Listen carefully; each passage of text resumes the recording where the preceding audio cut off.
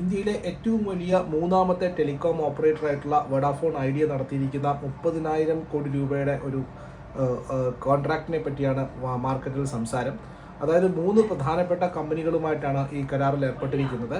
ഒന്ന് എറിക്സൺ, അതുപോലെ തന്നെ മറ്റൊന്ന് നോക്കിയ, മറ്റൊന്ന് സാംസങ്. ഇതിൽ എറിക്സണും നോക്കിയയും ഓൾറെഡി വോഡാഫോണിൻ്റെ പാർട്ട്ണർ തന്നെയാണ്.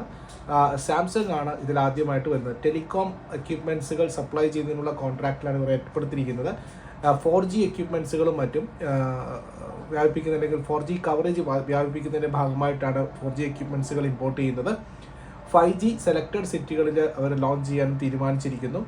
55,000 കോടി രൂപയുടെ കാപ്പെക്സ് ആണ് 3 വർഷം കൊണ്ട് ഐഡിയ പ്ലാൻ ചെയ്തിരിക്കുന്നത്. അതിൻ്റെ ആദ്യ ഭാഗമാണ് ഇത്, 30,000 കോടി രൂപ. ഇതുവഴി കമ്പനിക്ക് 4G എക്യുപ്മെൻറ്റ്സുകൾ ലഭ്യമായി തുടങ്ങും.